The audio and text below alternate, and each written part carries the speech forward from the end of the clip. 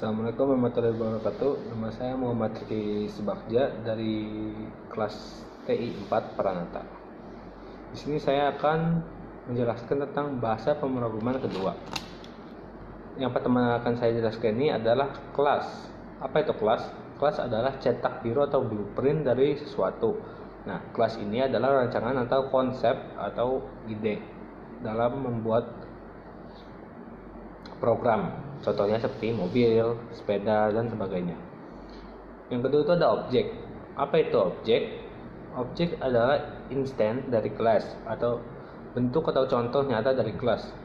Objek memiliki sifat independen dan dapat digunakan untuk mengakses atribut dan juga metode wujud kejadian kenyataan dari rancangan atau konsep ataupun ide. Selanjutnya ada variabel.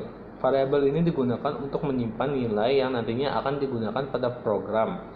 Nilai variabel dapat diubah kenyataan maupun di dalam program.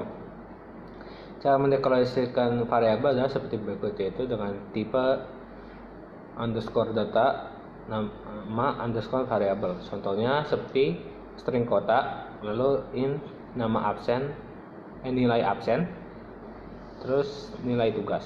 Oke, selanjutnya ada metode. Apa itu metode? Metode adalah urutan instruksi yang mengakses data dari objek. Metode melakukan yaitu manipulasi data, perhitungan matematika, memonitor kejadian suatu event. Nah, ini ada contoh dari penggunaan kelas, objek, variabel, dan metode. Yaitu ada ini codingan saya buat, dan kelasnya adalah demo nilai. Nah, misalnya kita lihat kelas yang dipakai adalah demo nilai, jadi ini tentang pembuatan nilai. Nah, kemudian seperti ini,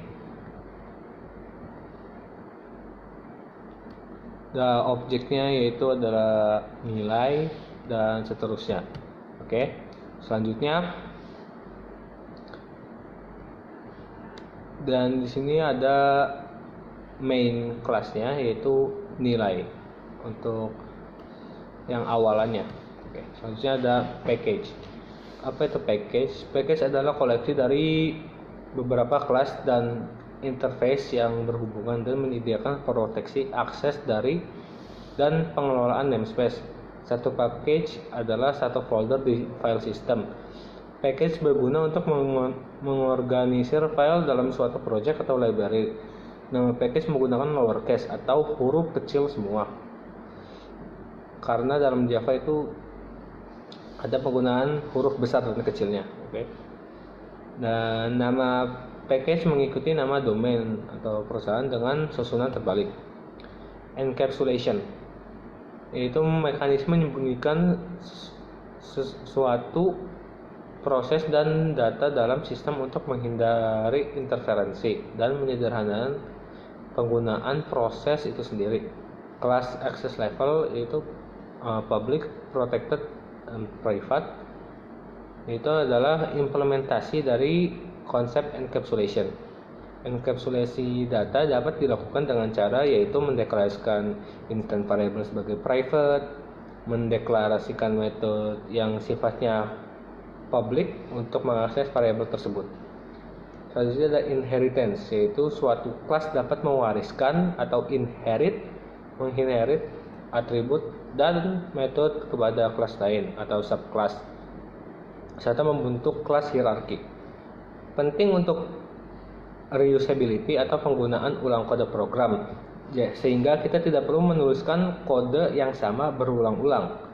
Nah, keyword yang digunakan pada inheritance ini adalah extend. Ini adalah contoh dari inherit tersebut. Yang pertama itu mana yang ada extendnya? Nah, di sini kita menggunakan inherit yaitu extend dalam matematika. Jadi kita matematika 2 adalah extend dari matematika 1 yang tadi, yang sebelumnya. Dan berikut ada main kelasnya. Oke. Selanjutnya polymorphism, yaitu kemampuan untuk memperlakukan objek yang memiliki perilaku atau bentuk yang berbeda. Implementasi konsep polymorphism itu ada dua, yaitu overloading dan overriding. Overloading itu kemampuan untuk menggunakan nama yang sama untuk beberapa metode yang berbeda parameternya. Nah, dan sedangkan overriding adalah kemampuan subclass untuk menimpa metode dari superclass, yaitu dengan cara menggunakan nama dan parameter yang sama pada metode. Dalam polymorphism ini saya menggunakan kodikan yaitu bangun ruang, balok, dan kubus. Di sini saya menggunakan balok, kubus, bangun ruang, dan main class-nya yaitu seperti ini.